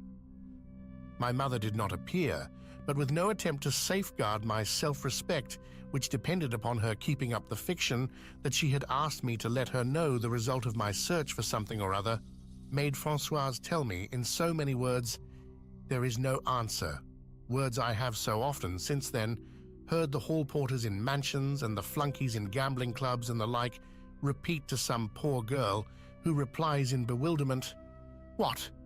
He said nothing? It's not possible. You did give him my letter, didn't you? Very well, I shall wait a little longer." And just as she invariably protests that she does not need the extra gas which the porter offers to light for her, and sits on there, hearing nothing further, except an occasional remark on the weather, which the porter exchanges with a messenger whom he will send off suddenly when he notices the time to put some customer's wine on the ice. So, having declined Françoise's offer to make me some tea or to stay beside me, I let her go off again to the servants' hall, and lay down and shut my eyes, and tried not to hear the voices of my family who were drinking their coffee in the garden. But after a few seconds I realized that, by writing that line to Mama, by approaching, at the risk of making her angry, so near to her that I felt I could reach out and grasp the moment in which I should see her again, I had cut myself off from the possibility of going to sleep until I actually had seen her, and my heart began to beat more and more painfully as I increased my agitation by ordering myself to keep calm and to acquiesce in my ill fortune. Then suddenly my anxiety subsided. A feeling of intense happiness coursed through me, as when a strong medicine begins to take effect and one's pain vanishes. I had formed a resolution to abandon all attempts to go to sleep without seeing Mama, and had decided to kiss her at all costs, even with the certainty of being in disgrace with her for long afterwards when she herself came up to bed. The tranquility which followed my anguish made me extremely alert, no less than my sense of expectation, my thirst for, and my fear of danger. Noiselessly, I opened the window and sat down on the foot of my bed, hardly daring to move in case they should hear me from below. Things outside seemed also fixed in mute expectation, so as not to disturb the moonlight which, duplicating each of them and throwing it back by the extension, forwards of a shadow denser and more concrete than its substance, had made the whole landscape seem at once thinner and longer, like a map which, after being folded up, is spread out upon the ground. What had to move, a leaf of the chestnut tree, for instance, moved. But its minute shuddering, complete, finished to the least detail, and with utmost delicacy of gesture, made no discord with the rest of the scene, and yet was not merged in it, remaining clearly outlined. Exposed upon this surface of silence, which absorbed nothing from them, the most distant sounds, those which must have come from gardens at the far end of the town, could be distinguished with such exact finish that the impression they gave of coming from a distance seemed due only to their pianissimo execution, like those movements on muted strings so well performed by the orchestra of the conservatoire that, although one does not lose a single note, one thinks all the same that they are being played somewhere outside, a long way from the concert hall, so that all the old subscribers and my grandmother's sisters too, when Swann had given them his seats, used to strain their ears as if they had caught the distant approach of an army on the march, which had not yet rounded the corner of the Rue de Trévise. I was well aware that I had placed myself in a position than which none could be counted upon to involve me in graver consequences at my parents' hands, consequences far graver indeed than a stranger would have imagined, and such as, he would have thought, could follow only some really shameful fault. But in the system of education which they had given me, faults were not classified in the same order as in that of other children, and I had been taught to place at the head of the list, doubtless because there was no other class of faults from which I needed to be more carefully protected, those in which I can now distinguish the common feature that one succumbs to them by yielding to a nervous impulse. But such words as these last had never been uttered in my hearing. No one had yet accounted for my temptations in a way which might have led me to believe that there was some excuse for my giving in to them, or that I was actually incapable of holding out against them. Yet I could easily recognize this class of transgressions by the anguish of mind which preceded, as well as by the rigor of the punishment which followed them. And I knew that what I had just done was in the same category as certain other sins for which I had been severely chastised, though infinitely more serious than they. When I went out to meet my mother as she herself came up to bed, and when she saw that I had remained up, so as to say good night to her again in the passage, I should not be allowed to stay in the house a day longer, I should be packed off to school next morning, so much was certain. Very good. Had I been obliged, the next moment, to hurl myself out of the window, I should still have preferred such a fate. For what I wanted now was Mamma, and to say good night to her. I had gone too far along the road which led to the realization of this desire to be able to retrace my steps. And I could hear my parents' footsteps as they went with Swann, and when the rattle of the gate assured me that he had really gone, I crept to the window. Mamma was asking my father if he had thought the lobster good, and whether Monsieur Swann had had some of the coffee and pistachio ice. "I thought it rather so-so," she was saying. "Next time we shall have to try another flavor." "I can't tell you," said my great-aunt, "what a change I find in Swann. He is quite antiquated." She had grown so accustomed to seeing Swann always in the same stage of adolescence that it was a shock to her to find him suddenly less young than the age she still attributed to him.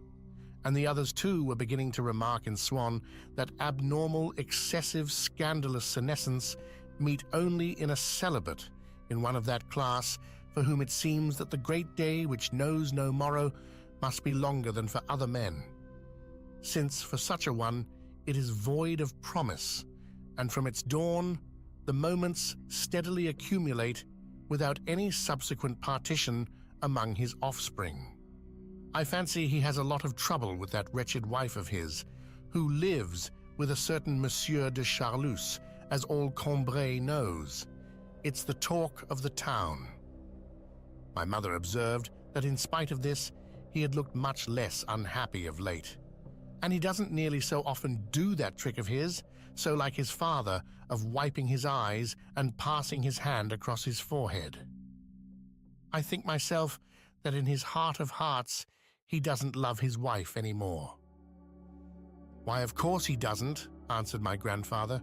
"He wrote me a letter about it ages ago, to which I took care to pay no attention, but it left no doubt as to his feelings, let alone his love for his wife. Hello, you two. You never thanked him for the asti," he went on, turning to his sisters-in-law. "What? We never thanked him?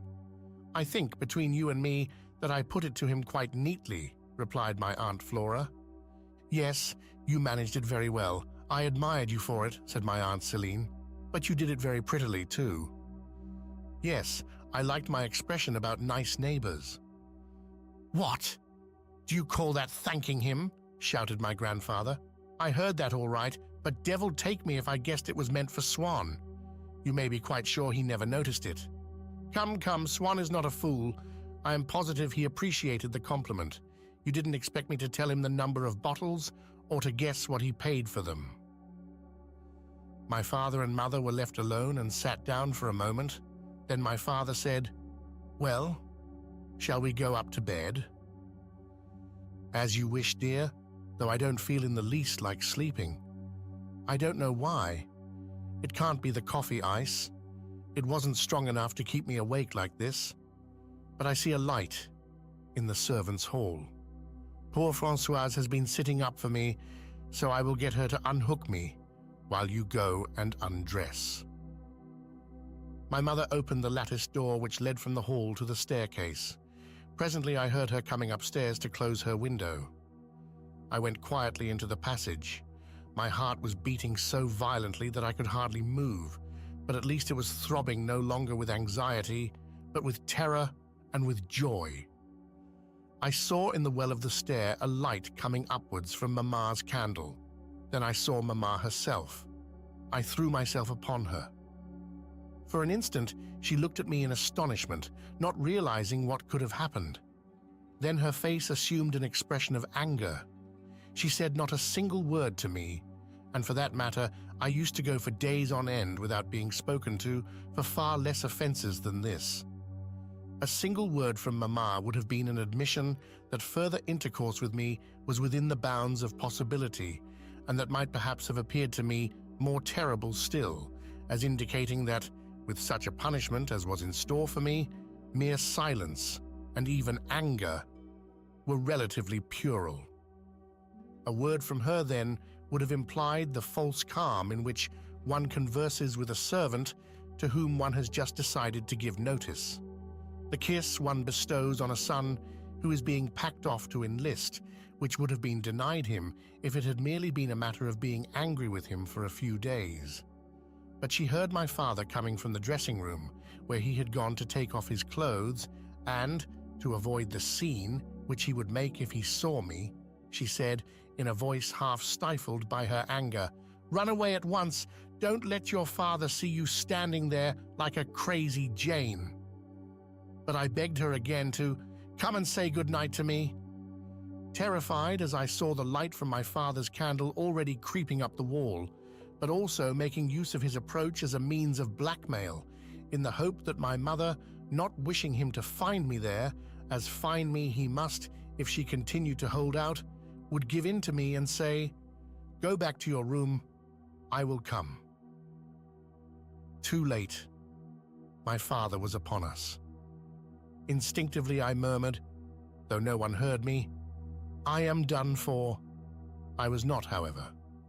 My father used constantly to refuse to let me do things which were quite clearly allowed by the more liberal charters granted me by my mother and grandmother, because he paid no heed to principles, and because in his sight there were no such things as rights of man. For some quite irrelevant reason, or for no reason at all, he would at the last moment prevent me from taking some particular walk, one so regular and so consecrated to my use that to deprive me of it was a clear breach of faith. Or again, as he had done this evening, long before the appointed hour, he would snap out, "Run along up to bed now, no excuses." But then again, simply because he was devoid of principles, in my grandmother's sense, so he could not, properly speaking, be called inexorable. He looked at me for a moment with an air of annoyance and surprise, and then, when Mamma had told him not without some embarrassment what had happened, said to her, "Go along with him then. You said just now that you didn't feel like sleep, so stay in his room for a little. I don't need anything." "But dear," my mother answered timidly, "whether or not I feel like sleep is not the point. We must not make the child accustomed." "There's no question of making him accustomed," said my father with a shrug of the shoulders. "You can see quite well that the child is unhappy. After all, we aren't jailers. You'll end by making him ill, and a lot of good that will do. There are 2 beds in his room. Tell Françoise to make up the big one for you and stay beside him for the rest of the night. I'm off to bed anyhow. I'm not nervous like you. Good night." It was impossible for me to thank my father. What he called my sentimentality would have exasperated him. I stood there, not daring to move. He was still confronting us, an immense figure in his white nightshirt, crowned with the pink and violet scarf of Indian cashmere, in which, since he had begun to suffer from neuralgia, he used to tie up his head, standing like Abraham in the engraving after Benozzo Gozzoli, which Miss Swann had given me, telling Sarah that she must tear herself away from Isaac. Many years have passed since that night. The wall of the staircase, up which I had watched the light of his candle gradually climb, was long ago demolished.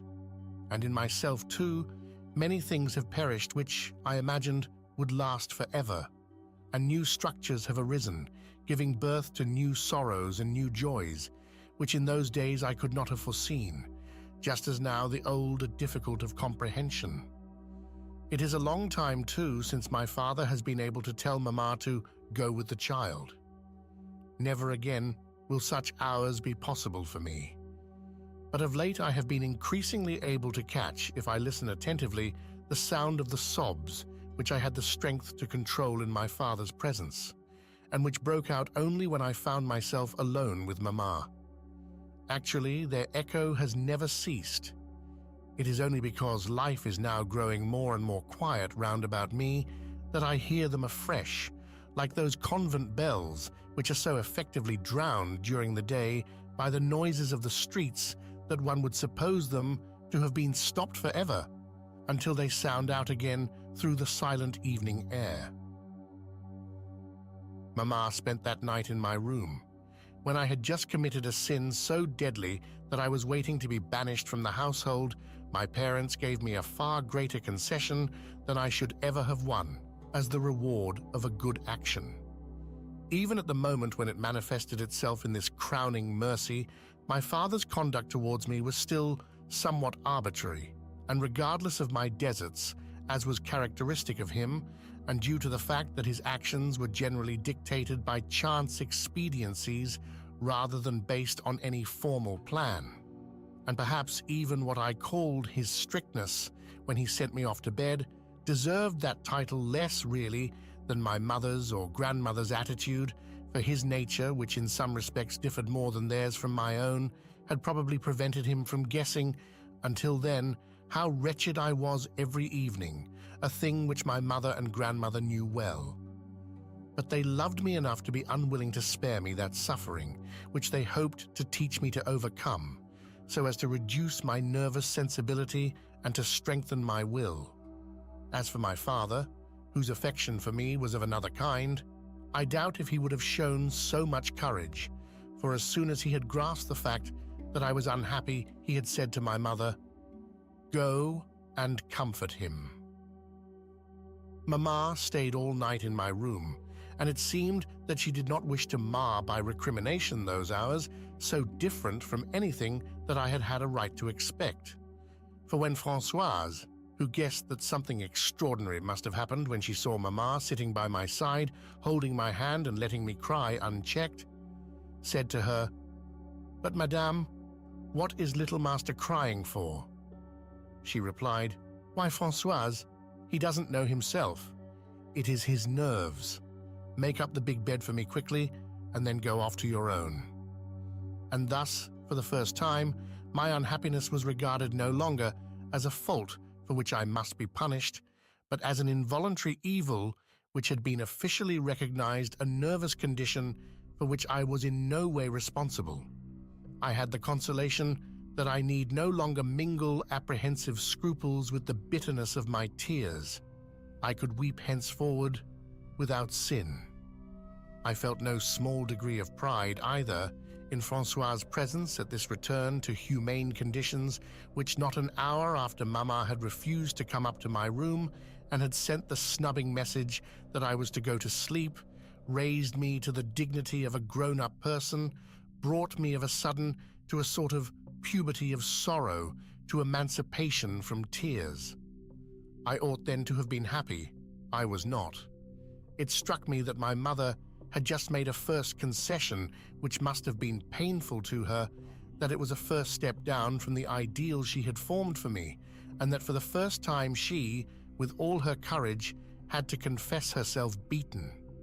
It struck me that if I had just scored a victory, it was over her, that I had succeeded as sickness or sorrow or age might have succeeded in relaxing her will, in altering her judgment, that this evening opened a new era, must remain a black date in the calendar.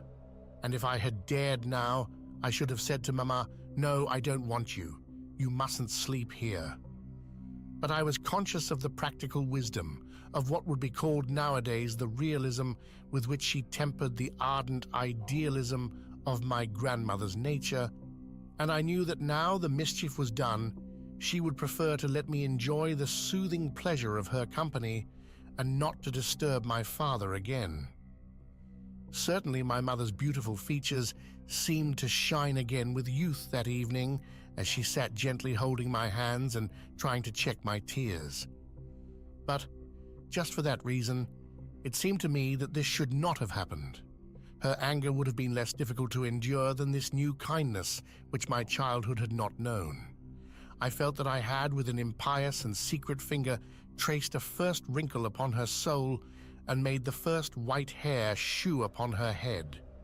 This thought redoubled my sobs, and then I saw that Mama, who had never allowed herself to go to any length of tenderness with me, was suddenly overcome by my tears and had to struggle to keep back her own. Then, as she saw that I had noticed this, she said to me with a smile, "Why, my little buttercup, my little canary boy, he's going to make Mama as silly as himself if this goes on. Look, since you can't sleep, and Mama can't either, we mustn't go on in this stupid way. We must do something. I'll get one of your books." But I had none there. "Would you like me to get out the books now that your grandmother is going to give you for your birthday? Just think it over first, and don't be disappointed if there is nothing new for you then." I was only too delighted, and Mama went to find a parcel of books in which I could not distinguish, through the paper in which it was wrapped, any more than its squareness and size, but which, even at this first glimpse, brief and obscure as it was, bade fair to eclipse already the paint-box of last New Year's Day and the silkworms of the year before.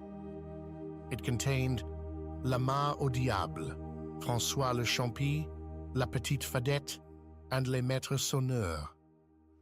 My grandmother, as I learned afterwards, had at first chosen Mussel's poems, a volume of Rousseau and Indiana.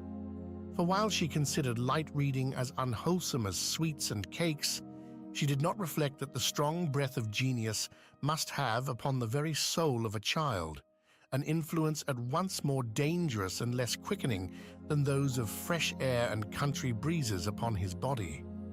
But when my father had seemed almost to regard her as insane on learning the names of the books she proposed to give me, she had journeyed back by herself to Jouy-le-Vicomte to the booksellers, so that there should be no fear of my not having my present in time. It was a burning hot day, and she had come home so unwell that the doctor had warned my mother not to allow her again to tire herself in that way, and had there fallen back upon the 4 pastoral novels of George Sand. "My dear," she had said to Mama, "I could not allow myself to give the child anything that was not well written." The truth was that she could never make up her mind to purchase anything from which no intellectual profit was to be derived, and, above all, that profit which good things bestowed on us by teaching us to seek our pleasures elsewhere than in the barren satisfaction of worldly wealth.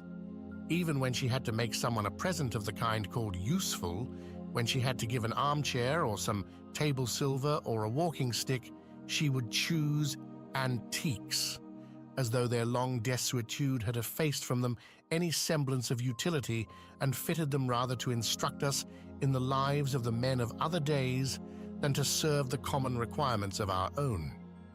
She would have liked me to have in my room photographs of ancient buildings or of beautiful places. But at the moment of buying them, and for all that the subject of the picture had an aesthetic value of its own, she would find that vulgarity and utility had too prominent a part in them through the mechanical nature of their reproduction by photography.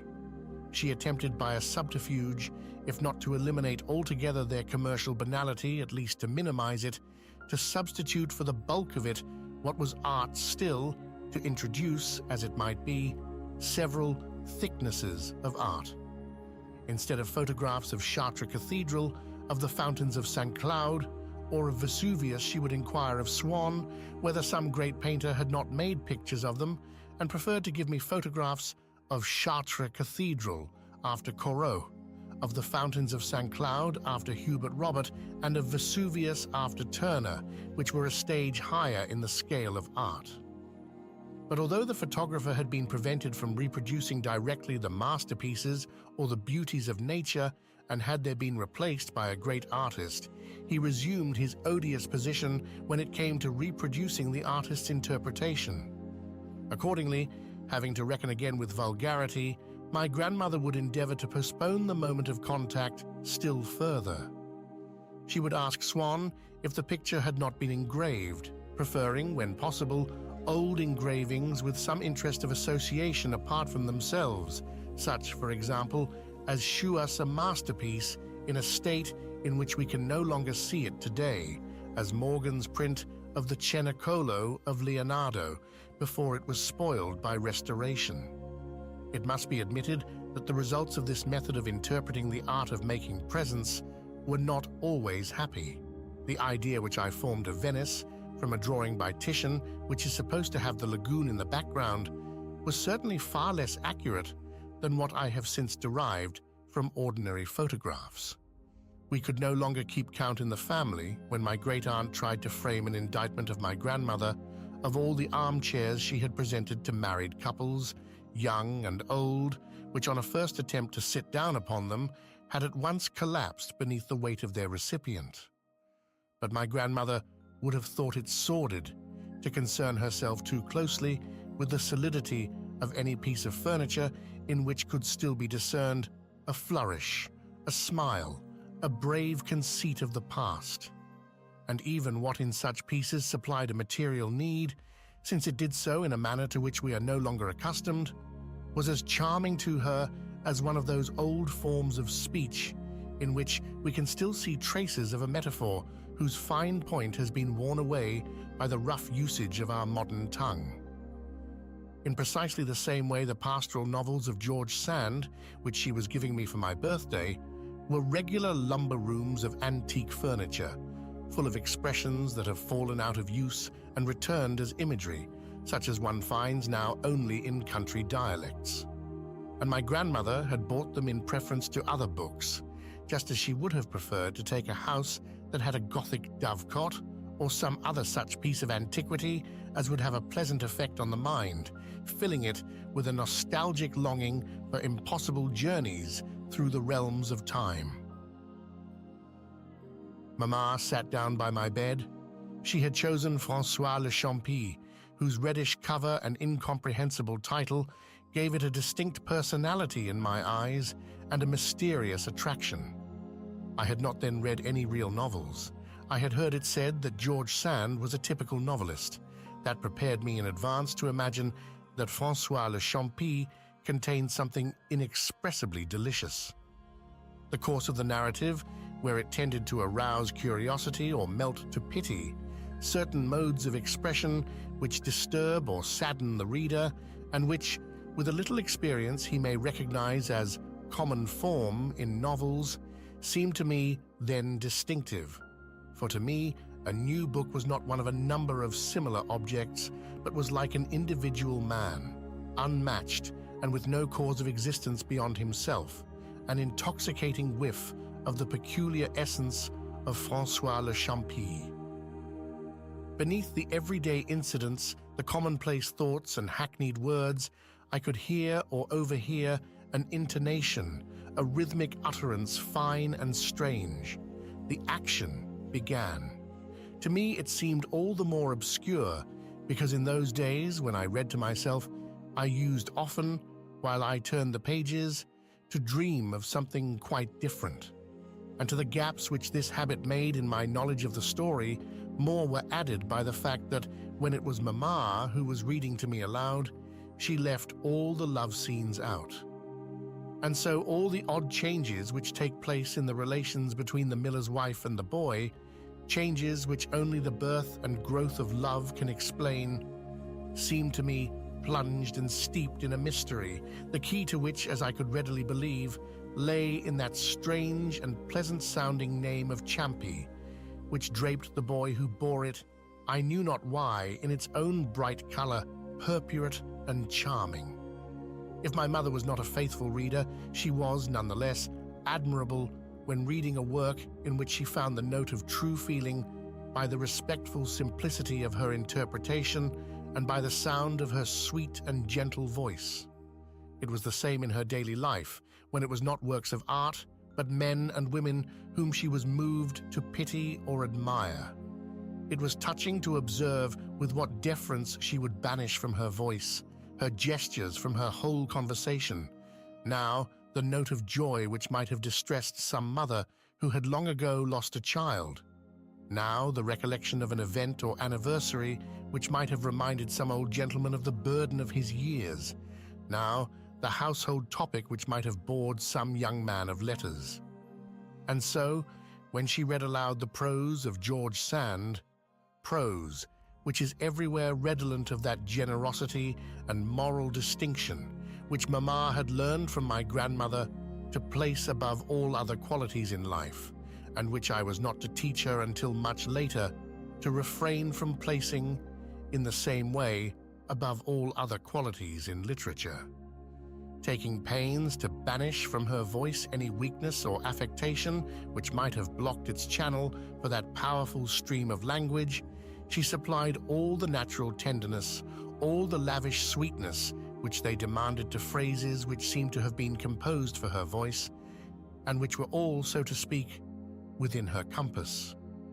She came to them with the tone that they required, with the cordial accent which existed before they were, which dictated them, but which is not to be found in the words themselves, and by these means she smoothed away, as she read on, any harshness there might be or discordance in the tenses of verbs, endowing the imperfect and the preterite with all the sweetness which there is in generosity, all the melancholy which there is in love, guided the sentence that was drawing to an end towards that which was waiting to begin, now hastening, now slackening the pace of the syllables so as to bring them, despite their difference of quantity, into a uniform rhythm, and breathed into this quite ordinary prose a kind of life, continuous and full of feeling. My agony was soothed. I let myself be borne upon the current of this gentle night on which I had my mother by my side. I knew that such a night could not be repeated, that the strongest desire I had in the world, namely to keep my mother in my room through the sad hours of darkness, ran too much counter to general requirements and to the wishes of others for such a concession as had been granted me this evening to be anything but a rare and casual exception. Tomorrow night I should again be the victim of anguish, and Mamma would not stay by my side. But when these storms of anguish grew calm, I could no longer realize their existence. Besides, tomorrow evening was still a long way off. I reminded myself that I should still have time to think about things, albeit that remission of time could bring me no access of power, albeit the coming event was in no way dependent upon the exercise of my will, and seemed not quite inevitable only because it was still separated from me by this short interval. Asterisk, asterisk, asterisk.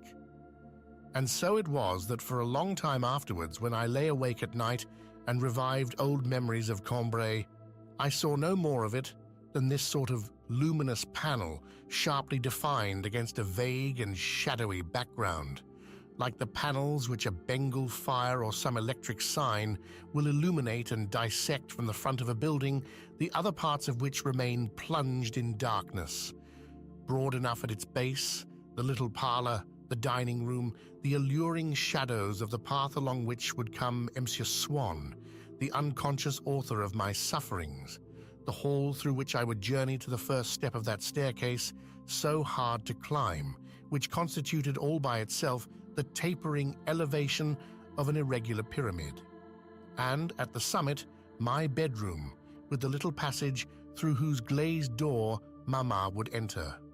In a word, seen always at the same evening hour, isolated from all its possible surroundings, detached and solitary against its shadowy background, the bare minimum of scenery necessary, like the setting one sees printed at the head of an old play for its performance in the provinces, to the drama of my undressing, as though all Cambrai had consisted of but 2 floors joined by a slender staircase, and as though there had been no time there but 7 o'clock at night.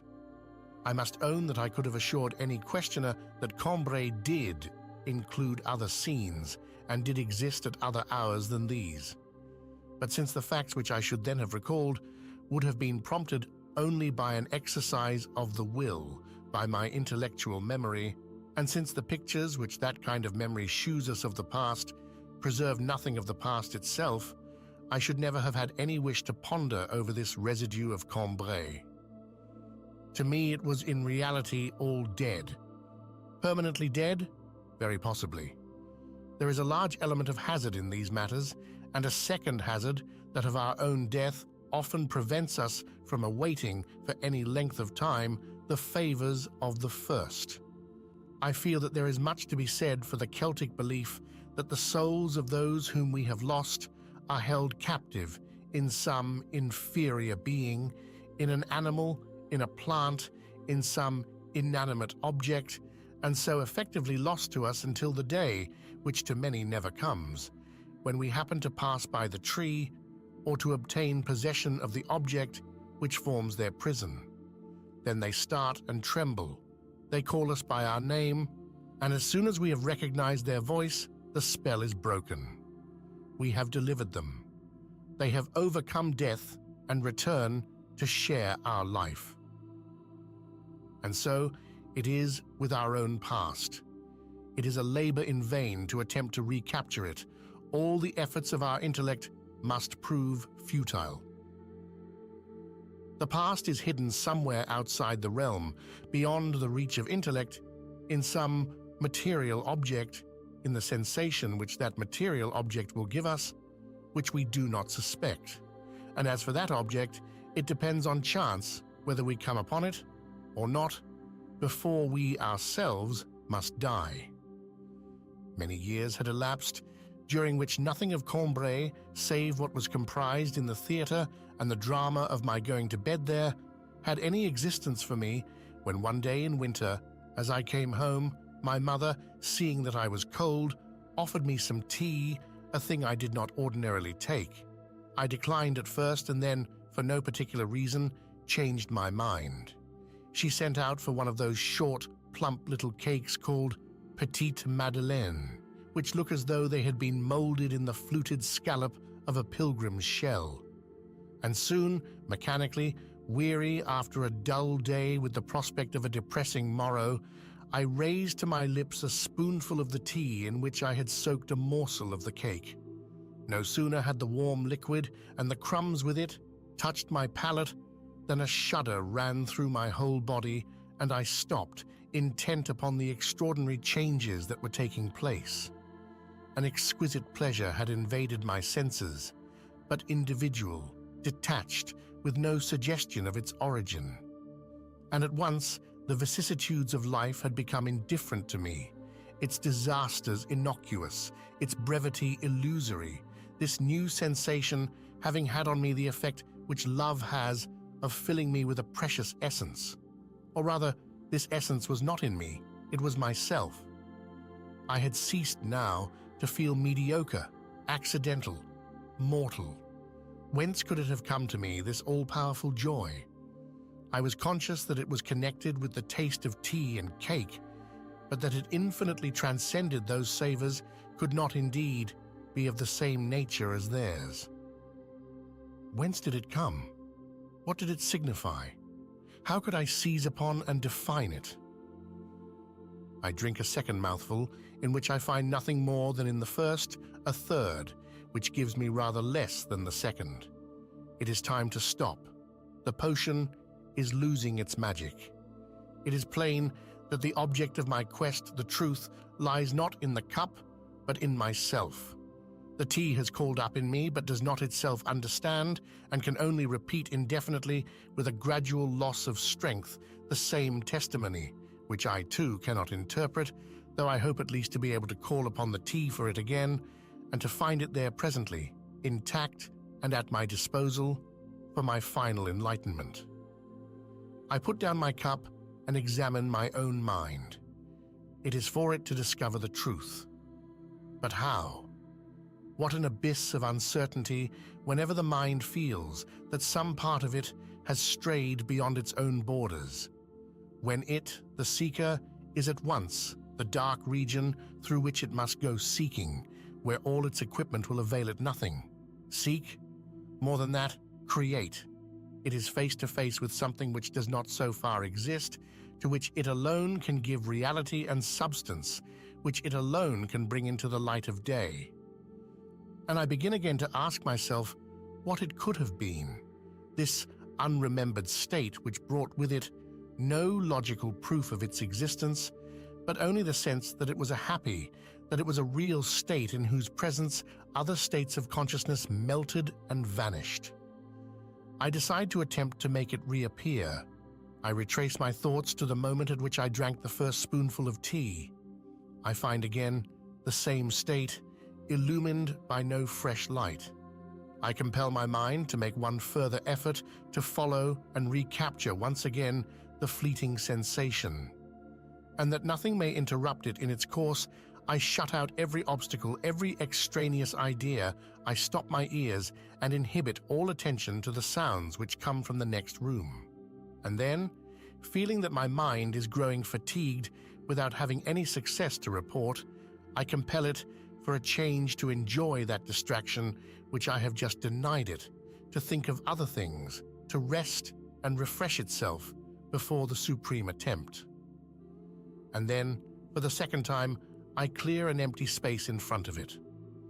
I place in position before my mind's eye the still recent taste of that first mouthful, and I feel something start within me, something that leaves its resting place and attempts to rise, something that has been embedded like an anchor at a great depth. I do not know yet what it is, but I can feel it mounting slowly. I can measure the resistance. I can hear the echo of great spaces traversed. Undoubtedly, what is thus palpitating in the depths of my being must be the image, the visual memory which, being linked to that taste, has tried to follow it into my conscious mind. But its struggles are too far off, too much confused. Scarcely can I perceive the colorless reflection in which are blended the uncapturable whirling medley of radiant hues, and I cannot distinguish its form, cannot invite it, as the one possible interpreter, to translate to me the evidence of its contemporary, its inseparable paramour, the taste of cake soaked in tea. Cannot ask it to inform me what special circumstance is in question, of what period in my past life. Will it ultimately reach the clear surface of my consciousness, this memory, this old, dead moment, which the magnetism of an identical moment has traveled so far to importune, to disturb, to raise up out of the very depths of my being? I cannot tell. Now that I feel nothing, it has stopped, has perhaps gone down again into its darkness, from which who can say whether it will ever rise? 10 times over, I must essay the task, must lean down over the abyss. And each time the natural laziness which deters us from every difficult enterprise, every work of importance, has urged me to leave the thing alone, to drink my tea and to think merely of the worries of today and of my hopes for tomorrow, which let themselves be pondered over without effort or distress of mind. And suddenly, the memory returns. The taste was that of the little crumb of madeleine, which on Sunday mornings at Cambrai, because on those mornings I did not go out before church time, when I went to say good day to her in her bedroom, my Aunt Leonie used to give me, dipping it first in her own cup of real or of lime flower tea.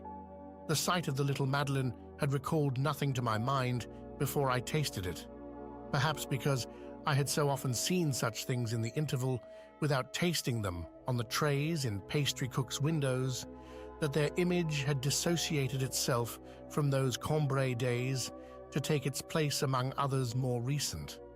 Perhaps because of those memories, so long abandoned and put out of mind, nothing now survived. Everything was scattered.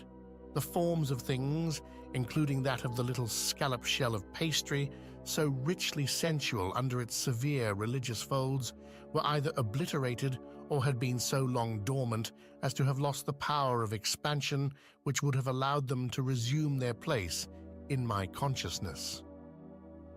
But when, from a long-distant past, nothing subsists after the people are dead, after the things are broken and scattered, still, alone, more fragile, but with more vitality, more unsubstantial, more persistent, more faithful, the smell and taste of things remain poised a long time, like souls, ready to remind us, waiting and hoping for their moment amid the ruins of all the rest, and bear unfaltering in the tiny and almost impalpable drop of their essence the vast structure of recollection. And once I had recognized the taste of the crumb of madeleine soaked in her decoction of lime flowers, which my aunt used to give me, although I did not yet know, and must long postpone the discovery of why this memory made me so happy. Immediately the old grey house upon the street, where her room was, rose up like the scenery of a theatre to attach itself to the little pavilion, opening onto the garden, which had been built out behind it for my parents, the isolated panel which until that moment had been all that I could see. And with the house, the town, from morning to night, and in all weathers, the square where I was sent before luncheon, the streets along which I used to run errands, the country roads we took when it was fine. And just as the Japanese amused themselves by filling a porcelain bowl with water and steeping in it little crumbs of paper, which until then are without character or form, but the moment they become wet, stretch themselves and bend, take on color and distinctive shape, become flowers or houses or people, permanent and recognizable. So in that moment, all the flowers in our garden and in Monsieur Swan's park, and the water lilies on the Vivonne, and the good folk of the village, and their little dwellings and the parish church, and the whole of Cambrai and of its surroundings, taking their proper shapes and growing solid, sprang into being, town and gardens alike, from my cup of tea.